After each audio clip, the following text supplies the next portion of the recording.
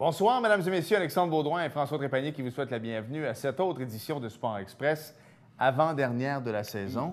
Ça va vite, Alex. Ça va pas de vite. bon Salut. sens. Ça n'a pas d'allure. Ouais.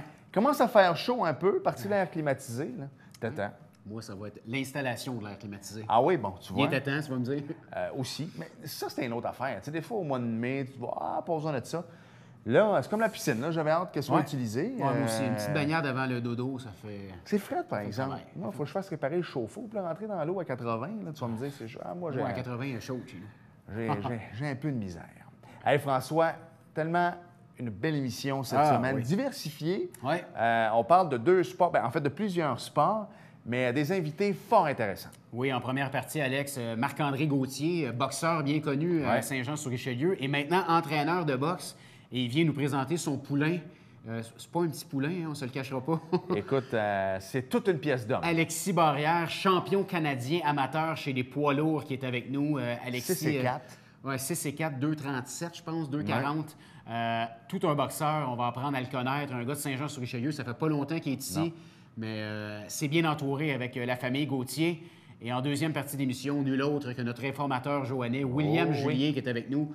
On va parler de plusieurs sports, là, Alex. On va parler des Pirates Maçonnerie Pro Conseil au baseball. Oui. On va parler de son école, Oui. Joséphine Dandurand au niveau du foot. Classique Claude Raymond aussi. Classique Claude Raymond également. On va parler, on n'a pas le choix, du repêchage d'expansion avec les Golden Knights de Las Vegas. Oui. Belle émission, honnêtement, des gens qui se sont bien exprimés, Oui. qui étaient contents d'être ici. Alors, ça va donner un beau 20-25 minutes dans votre télévision. Donc, on s'arrête 5 secondes et au retour, l'entrevue que nous avons réalisée avec Marc-André Gauthier et Alexis Barrière.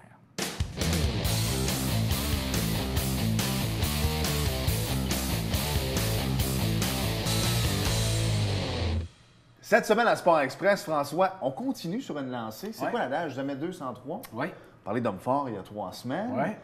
Mike the Destroyer la semaine dernière. Ouais. Et là, on parle de boxe cette semaine et de poids lourd et son entraîneur. Quelqu'un qu'on a reçu quand même quelques fois à Sport Un habitué à Sport Express, toujours aussi à l'aise devant la caméra, Marc-André Gauthier. Exactement, qui est avec nous. Salut. Marc-André. Salut. Écoute, boxeur, mais également entraîneur maintenant. Et ton poulain est avec nous, Alexis Barrière. Salut. Salut. Alexis, qui est le champion canadien amateur des poids lourds. Exactement. Avant d'aller parler avec Marc-André, je veux que tu nous parles de toi un petit peu. Comment ça a commencé, cette passion-là? Parce qu'on a beau avoir une passion pour la boxe, mais décider d'en faire, ça a commencé C'est comment? autre chose. Hein. Ouais. J'étais jeune, j'avais peut-être 15 ans environ. Tous mes amis s'avaient inscrit pour le fun, dans le fond. Puis j'ai dit, je vais l'essayer. Fait que je m'avais inscrit 1 an. Puis finalement, tout le monde a arrêté. Puis moi, j'ai aimé ça, j'ai continué. Peut-être 1 an et demi, 2 ans. Puis là, je me suis blessé. Puis les études aussi. Ouais. J'ai comme arrêté ça un peu. Puis il y a 2 ans, je suis arrivé ici à Saint-Jean. Puis j'ai vu le gym, je suis allé parler à Marc-André pour le fun, puis il m'a dit « Viens essayer ça une fois ». Puis il m'a vu, puis il a trouvé que j'avais un peu de talent, fait qu'on a profité de ça ensemble. Puis... Un bon petit potentiel. Ouais. Là. On a vu un potentiel, fait qu'on a développé ça, ça va bien. Là. Ouais, Marc-André, parle-nous-en un peu. Écoute, les frères Gauthier, on s'entend, vous êtes très reconnus en boxe avec ton frère David ici à Saint-Jean. Quand on voit un grand gaillard de 6 pieds 4, 235 livres qui arrive au gym, puis tu vois qu'il a certaines habiletés, qu'est-ce qui a fait que tu l'as tout de suite pris sous ton aile?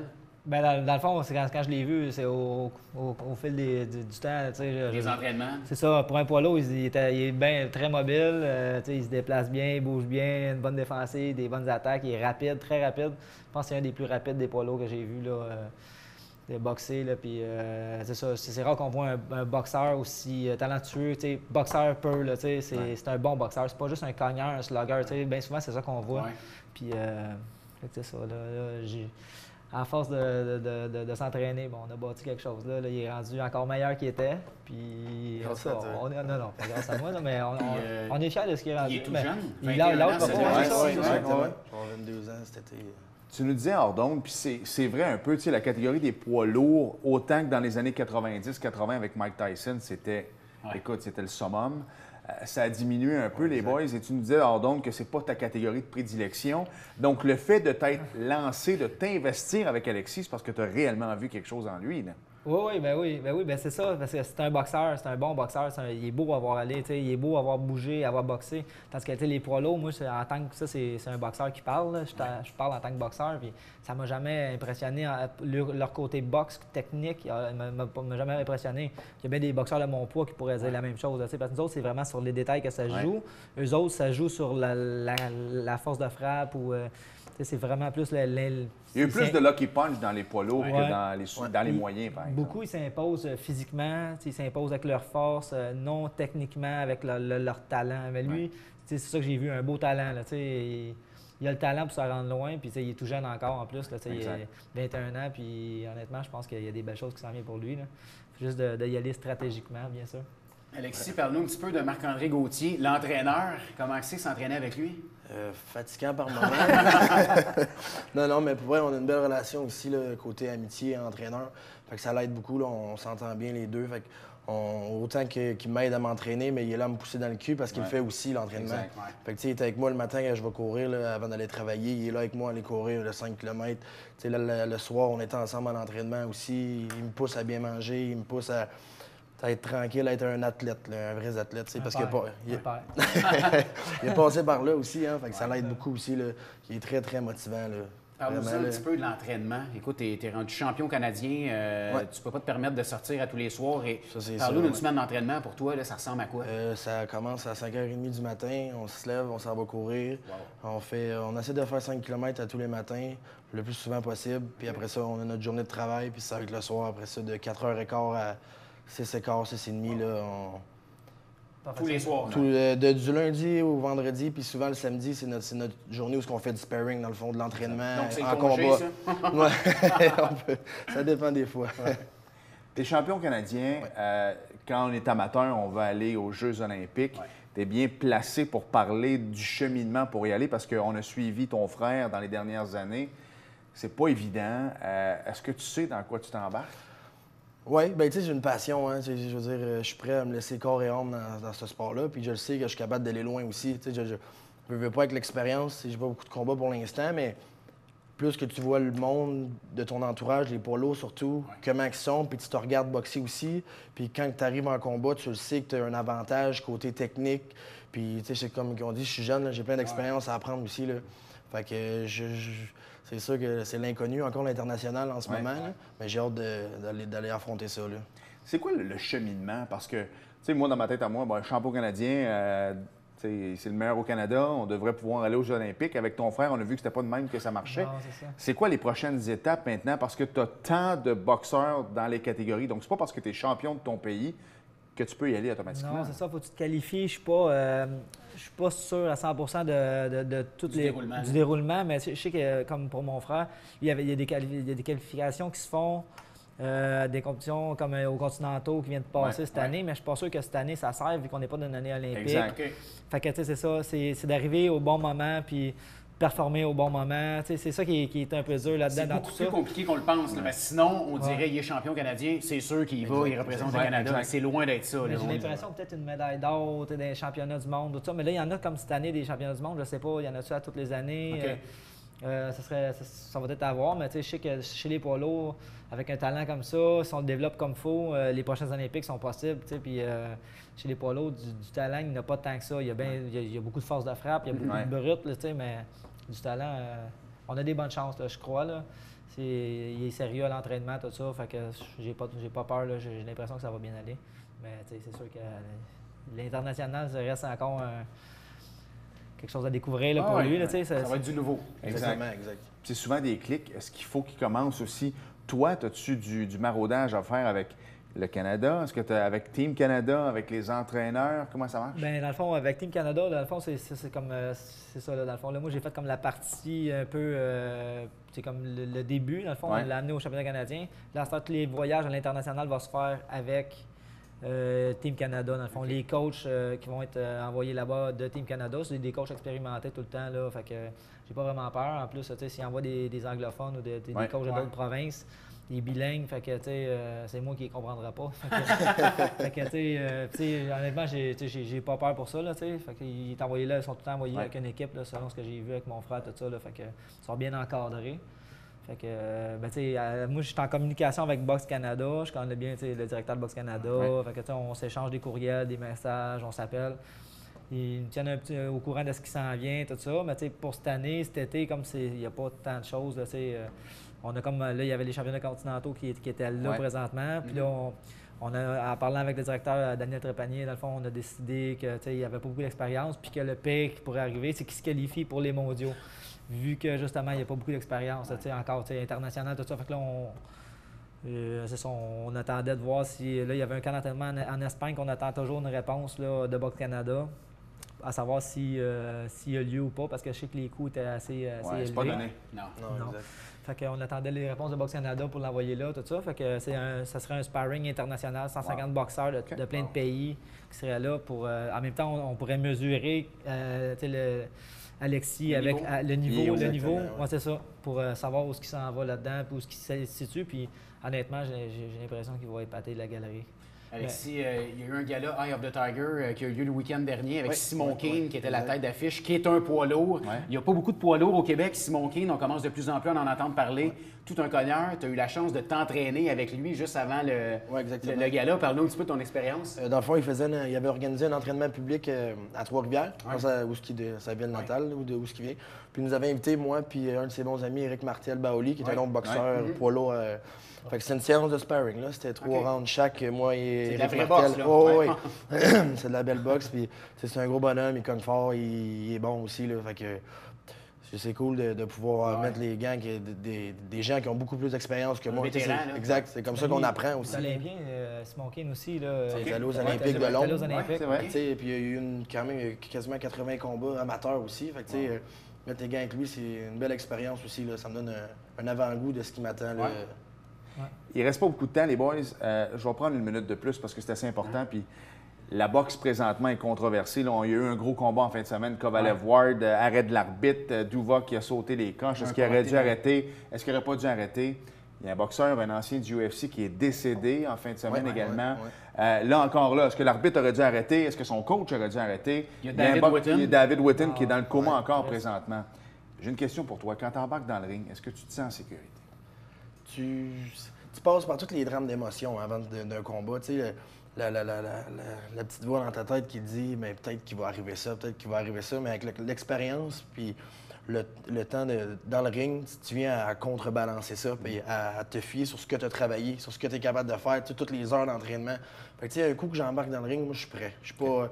J'ai plus ces peurs-là. Tu te dois de ne pas penser à ça. Exactement. Puis j'ai confiance en mes aptitudes aussi. Puis j'ai pas peur de manger un coup de poing. J'ai pas peur de... Parce que je sais que j'ai une bonne défensive. Fait qu'un coup rendu sur le ring, là, c'est juste ce que j'ai à faire, que je pense, puis d'écouter sa voix, là. Comment continuer, Comme on dit, t'embarques dans le ring, j'arrête pas de répéter, t'embarques dans le ring, tu fais ta job. C'est rendu une job, là, rendu à un certain niveau, il faut t'embarquer dans le ring, tu peux pas te permettre de dire, bon, pour m'en prendre un coup ou deux, puis je reviendrai après au sérieux, là, non, t'embarques, tu fais ta job, parce que c'est dangereux, surtout à leur poids, là, moi, ça fait peur, là, moi, je suis tout le temps sur le bord de la chaise avec ma serviette, si jamais il se fait ébranler ou de quoi que j'aime pas, là. Tu lances la serviette. On lance. Ouais, mais tu sais, ça m'est pas arrivé de le faire parce que. Non, c'est ça, mais je veux dire, t'es prêt à ça, puis ton poulain, il sait aussi que sécurité d'abord. Exact. Mais justement, avec ce que vous avez parlé, là, tous les drames qui se passent dans la boxe à ce temps-là, l'objectif numéro 1, ma priorité, c'est de le protéger. Exact. Fait que, dans le fond, le coach, c'est son rôle aussi. C'est sûr qu'il y a des erreurs qui se passent. Des fois, on peut l'échapper, mais. Ça arrive dans tout. C'est d'être... Exactement. Ouais, c'est ça. Hey, les boys, merci bien gros. Merci, Marc-André, je te souhaite la meilleure des chances avec ton poulain. On espère te voir aux Olympiques, qui sait, mais en tout cas, comme coach, mais c'est beau que tu prennes la relève et que tu amènes ta passion à un autre niveau. Ça t'honore, mon cher. Merci beaucoup. Puis Alexis, le mot de Cambronne pour le suivre reste. On va te suivre de très, très près. Ouais. Bonne continuité. Merci les boys. Merci beaucoup.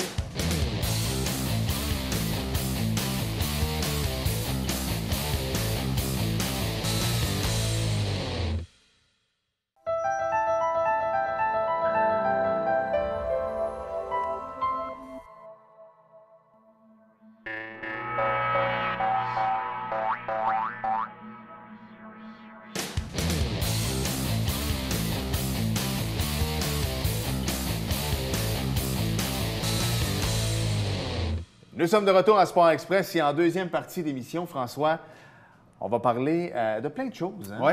C'est comme une Macédoine de sport. Oui. J'ai bien dit. Une Macédoine johannaise. Oh, j'adore. William Julien est avec nous. Salut, comment Salut, vas-tu? monsieur, ça va bien? Hey, t'as des belles lunettes, montre-nous ça. Ouais, Ah, ben ouais, Coupe Burroughs. T'as oublié les Ça enlever. vient de la Tu Coupe veux-tu les Burroughs. mettre pendant Pendant l'entrevue? l'entrevue? C'est des Bauer, Commandité ben oui. par la Coupe Burroughs. C'est des Bauer. Oui, ça va être beau, ça. Voilà. On fait une entrevue comme ça, on aime ça. Excellent. Non, mais d'abord, non, premier sujet sérieux, le classique Claude Raymond, ça s'en Ouais. vient. Ouais. Faut que tu nous en parles un peu, là, ça va bon train. On a commencé à dévoiler les entraîneurs ce Ouais. matin Ouais. pour des Des équipes. gros noms? Des gros noms. Alex Agostino, des stars qui est bien connu pour les Fils de Philadelphie.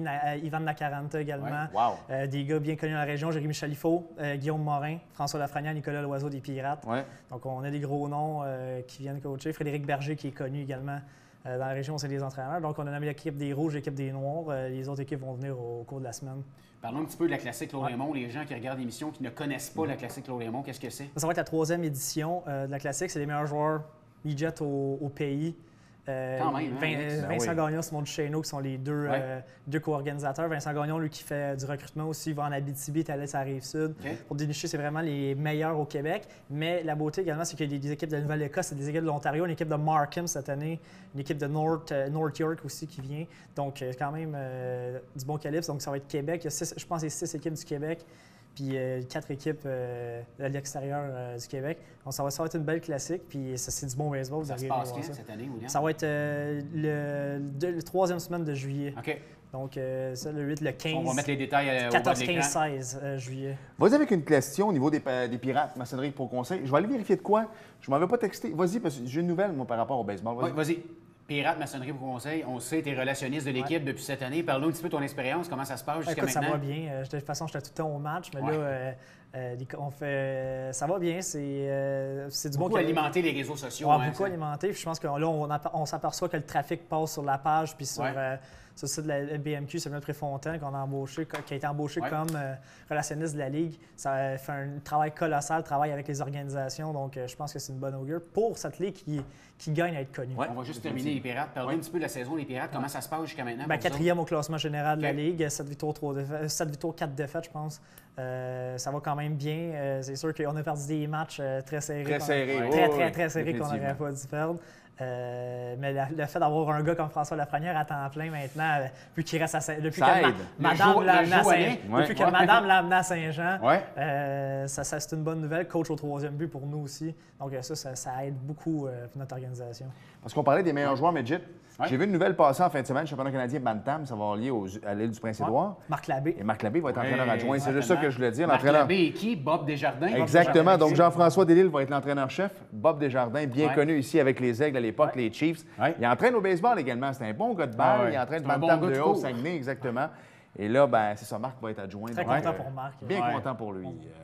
Et parle-nous un peu aussi de football scolaire, parce qu'on sait que tu t'impliques Dans tout. dans tout, mais au niveau du foot également, t'es coach. Coach en chef. Coach en Tu as chef joué. cette année. Écoute, tu t'es même fait une calotte à l'effigie de ton école? Non, mais ça, des calottes, c'est quand notre dernière année, finalement, dans le programme de l'école, c'est Michel Grisé qui a fait faire les casquettes OK. au finissant. Fait ça t'a donné un beau souvenir. Puis là, en étant entraîneur, j'ai tout ramené des anciens qui C'est jouaient bon, avec ça. moi. Fait qu'on a toute la casquette. Fait on a de l'air officiel. Mais parle-nous un peu, ça se termine, ça commence? On vient de terminer. Exact. On a eu 2 pratiques Benjamin, une la semaine dernière, puis une le 10 juin aussi. Mais en fait, une samedi, le 17 qu'on vient d'avoir. Donc, ça a bien été. Écoute, presque 45 jeunes qui se sont présentés. Wow. Au-dessus on a eu en plus au moins 38 équipements donnés. Donc, c'est de bonne augure. Puis ça va aider pour mon programme, moi qui est coach dans le cadet, Tant mieux. de faire le recrutement avec le civil qui nous fait mal un peu par la bande. C'est sûr que de rouvrir un Benjamin, ça va faire du bien pour faire la survie de notre programme, dans le fond. Écoute, Alex, Ouais. je tiens à remercier William qui nous envoie des nouvelles à toutes les semaines. Tout le temps, Donc, si tout le les temps. gens disent, hey, vous parlez tout le temps des Cerbères, ben, c'est parce que vous nous envoyez l'information, qu'on Voilà. en parle. Donc, le message est passé à tous. Voilà, nous, on ne veut que ça, parler de vous, chers amis. J'aimerais ça mettre des lunettes roses, mais il n'y en a pas. Alors, je vais mettre les lunettes vertes parce Vas-y. que j'aimerais ça dire que le Canadien avec Drouin s'en va à la Coupe Stanley l'an prochain. Ça, c'est si j'avais des lunettes roses. Écoutez, on enregistre le lundi, vous le savez, Ouais. mais on est diffusé le mercredi. Et là, c'est là. Ce soir, c'est dans exactement quelques instants. que va être dévoilé en fait, les noms que 20 heures. exactement que les Golden Knights de Las Vegas, les joueurs qu'ils vont prendre. Ouais. T'en penses quoi? Qui va partir chez le Canadien? Moi, j'aimerais bien que ce soit Plekanec, mais selon toi, l'informateur comme moi, en tu es? fait, ce qu'on me dit, c'est que le fait que Charles Hudon a été signé ne serait pas un hasard. Hudon pourrait être réclamé par Las Vegas. Les Canadiens l'entendent, en fait, serait à la demande de Las Vegas. Les Canadiens auraient donc signé Hudon, ramasseraient Hudon, et puis les Canucks pourraient être envoyés à Las Vegas par voie de transaction par la suite. OK. Donc, ça Donc, serait en fait l'appât le compromis serait Charles Hudon. Ça reste à voir. Mais je pense que Las Vegas va être surpris aussi, je pense, d'avoir autant de bons joueurs disponibles. Il y a eu des surprises quand même. Les gars comme Bobby Ryan. Ouais. La beauté, dans Nashville, oui, ils ont une grosse défensive, mais tu peux pas protéger un gars comme James Neal à l'attaque parce qu'il faut que tu protèges des joueurs plus jeunes. Donc, là, tu nous disais que James Neal devrait signer à en Vegas. fait, on devrait être réclamé par Las Vegas, comme Marc-André Fleury. Ça, c'était écrit dans le ciel. Mais il y a des affaires qui sont écrites dans le ciel et je ne sais pas comment ils vont faire pour se rendre, mais on dit qu'ils étaient pour avoir entre 3 et 5 joueurs sur place. Ça veut dire que probablement que s'ils savaient déjà que Marc-André Fleury était pour s'en aller là-bas, c'est probablement déjà fait. Puis ils ont peut-être dit, prends un vol La maison est trouvée, peut-être. Exactement. En fait, il ne faut pas oublier que c'est la remise des trophées également. Mercredi, ça va être annoncé, comme la Ligue nationale l'a dit, on va annoncer 5 joueurs par 2 trophées. Donc, la Ligue nationale va dévoiler 2 trophées. C'est pendant la remise des trophées. Pour laisser un suspense, donc on va nommer 2 trophées. Ensuite, 5 joueurs. OK. 2 trophées, 5 joueurs, et pendant qu'on va nommer les 30 joueurs que George McPhee aura sélectionnés durant ce repêchage. William, tu travailles maintenant pour le blog En Prolongation, qu'on entend parler de plus en plus. Bravo, vous faites un bel job, les boys. boys. Vraiment un bel job. Tu es rendu directeur adjoint du blog En Prolongation. Parle-nous un petit peu de cette promotion pour toi. Bien, écoute, c'est devenu que ils sont venus me chercher quand j'étais chez Entre-Chum avant. J'étais chroniqueur bien impliqué. Finalement, on a nommé un nouveau directeur général qui, lui, va vouloir choisir l'adjoint de son choix et m'a fait l'honneur. La grande demande. On m'a fait l'honneur de l'épauler, donc très content. Et puis le site 16 ans fonctionnait. Ça fait seulement un an, le 1er avril, que le site est ouvert. Déjà 5e parmi les pages là, de hockey sur Internet. Là, Ça, c'est avec les blogs bien connus comme 25 Stanley dans les coulisses. Yes. C'est ça. Mais comment on fait pour sortir de ce lot-là? Parce qu'il y en a des très bons. Dans les coulisses, en est un, entre autres. En prolongation, les boys, vous êtes très... Exactement. Vous écrivez pas des... C'est bon. C'est pas Hockey 30. Mais Hockey 30, c'est dégueulasse. Ce qui nuit des blogs comme Hockey 30, comme Absolument Fan, c'est le clickbait. Nous, on appelle dans le jargon là, un titre là, qui veut rien. Un titre qui veut dire quelque chose, mais qui, dans l'article, veut rien dire finalement. Juste Absolument Fan, à un moment donné, il va bien tomber sur une bonne transaction, mais il dit n'importe quoi. Et Hockey 30, tous les joueurs joueraient pour le Canadien de Montréal. Ça, si on le suivrait. Mais ça, c'est sûr que ça fait mal. Après ça, c'est nous qui mangons la réputation quand on écrit quelque chose qui peut être véridique. Les gens sont plus réticents un peu à ce niveau-là, mais je pense qu'on commence à faire vraiment notre place. On applique des stratégies pour vraiment se démarquer des autres, puis je pense qu'on est sur la bonne voie. Là, avec les prochains jours qui s'en viennent, pour toi, qui es un informateur et qui triple là-dessus, c'est comme un enfant qui rentre dans un magasin de bonbons, là, le marché des joueurs autonomes qui va commencer, tu vas être bien occupé? Oui, écoute, moi, comme je disais, je te disais hors d'onde, mes vacances commencent le 2 juillet. Jusqu'au 1er juillet. Et en plus, on commence une semaine plus tard avec le repêchage d'expansion, les listes qui ont été dévoilées, beaucoup de transactions qui se sont faites avant. Donc, le téléphone décharge rapidement dans ce cas-là. Le fait que ce soit à Vegas, les boys, c'est sûr que Gary Bettman ne veut pas s'en aller. Surtout que la NFL s'en vient dans quelques années. Donc, et on parle de NBA aussi. Donc, on veut une équipe à long terme, mais ce serait le fun en même temps que ça marche rapidement. Parce que sinon, ils vont être partis, comme je te dis, là, avec la NFL, à un moment donné, ils vont passer deuxième. Si la NBA s'en va là aussi. Mais si c'était à Québec, les gens, hier, je disais sur Facebook, ce serait extraordinaire si c'était nous autres. La question que j'ai à vous poser, c'est si c'était à Québec, mais seulement à Québec, est-ce qu'on ferait un show comme on fait présentement avec les Golden Knights? Moi, je pense qu'on ferait un repêchage d'expansion, mais jamais aussi gros qu'on le fait en ce moment. On ferait un repêchage d'expansion. On aurait les dirigeants, les Nordiques, qui annonceraient les 30 joueurs. Merci, bonsoir. Moi, je pense que ça. Et Bettman tient vraiment à Vegas. On parle déjà de Seattle avant Québec aussi. Également, le fait que les listes de protection ont été modifiées là, pour avoir des bons joueurs, pour permettre à Vegas vraiment d'être compétitif rapidement, pour pas que ça fasse comme une équipe comme Atlanta qui a tribé dur pendant 15 ans, qui a fait des séries une fois dans son existence. Columbus, ça a pris beaucoup de temps. Donc, là, vous avez vu, on a fait un show avec ça. On devait dévoiler à 10h, finalement, la NHL. Le 10 ça va être à 10h30. Le monde patientait. Nous, on était prêts à 10h, par exemple. Oui, c'est bon. Mais en tout cas, j'ai bien hâte de voir ce que ça va donner. Mais moi, je trouve qu'on fait un gros show. Je pense que ça ne sera pas une équipe si mauvaise que ça. Je pense que ça sera pas, on ne sera pas ridiculisé. Je suis pas sûr qu'ils vont faire. Je pense que les Coyotes et l'Avalanche de notre ami Eric, qui ne sera Probablement plus Non. avec l'Avalanche. Non, ils sont je plus peux là. confirmer. Ils sont plus là. Hey William, merci pour ce que tu nous envoies chaque Ouais. semaine. On te souhaite un bel été. Et puis, c'est sûr qu'on va se reparler en septembre. Ils ça, ont c'est suivi sûr et en certain. prolongation pour s'informer. En prolongation, les Pirates Maçonnerie Pro Conseil. La Suivez ça classique sur- Claude Raymond. Ouais, exactement. également. Suivez ça sur Facebook. C'est assez bien détaillé. Bon Merci, été. William. Bon été. Ah, merci à vous, mesdames.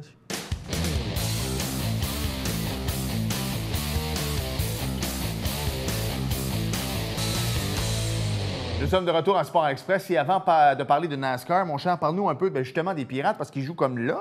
Oui, écoute, ce soir au stade Richard-Lafontaine contre les Brewers de Montréal, salutations Ouais. à mon ami François-Alexandre Tambozo, qui est Oui. un joueur vedette des Brewers de Montréal qui vont être en action, et à Saint-Jérôme le jeudi 22 à 20h pour y affronter le Royal Lepage Plus. Oui, Ça monsieur. se passe au parc Melançon, Alex. Est-ce que tu nous parles un peu de hockey mineur, les inscriptions s'en Je vais te viennent? laisser parler de NASCAR. Oui, c'est vrai. Le hockey mineur, vous avez jusqu'au 1er juillet. Ouais, tu en peux plein t'inscrire après, là, mais en priorité jusqu'au 1er juillet. Voilà. Était présenté, mon cher, en fin de semaine. C'était la série Monster Energy de NASCAR. Là, juste avant, comment tu te sens Ouais. d'avoir un vrai recherchiste NASCAR? On se rappelle que Richard, la semaine passée... En toute honnêteté, j'étais un peu déçu parce que la semaine passée, j'ai pu faire ça en 23 secondes. Ouais. Et là, il faut que je m'applique.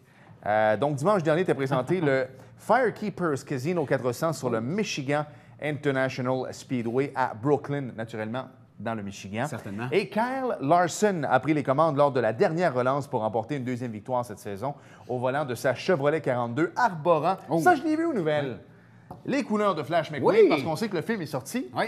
Alors, les bagnoles 3, Kachao, je ne sais pas si c'est... Oui, c'était vraiment lui, Ouais. Flash, qui a remporté sa course. Et Chase Elliott, Joey Logano, Denny Hamlin, Jamie McMurray ont complété le top 5. Martin Truex Jr. a remporté les 2 premières étapes de J'aime ça quand l'épreuve. tu l'appelles Martin. Ben, c'est Ouais. Martin Ouais, Truex mais j'aime ça, Jr. Martin, ouais. Ouais, c'est Ouais. bon, pareil. Donc, il a un total de 10 cette saison. Il a remporté Prochaine 10 course, étapes prochaine quand même. course. Oh, prochaine course, désolé. Donc, c'est dimanche le 25 juin. On sera tous chauds après la Saint-Jean. On ne l'écoutera pas. À 15h, c'est le Toyota SafeMart 350 à Sonoma. En Californie, c'est un circuit routier, ça, mon cher. Voilà. Ils tournent. Ben, ouais, ils vont tourner à droite. C'est rare, Ouais. ça. Salut tout le monde. Merci, François. Merci Dernière à vous la d'avoir semaine été là. prochaine. Ouais, c'est déjà la dernière. Ouais. Là, c'est avec des amis à moi la semaine prochaine. Ça Ouais. va être, Bien, ça va on être va bien voir le ça. fun. Merci tout le monde. À la semaine prochaine. Bye bye. Salut.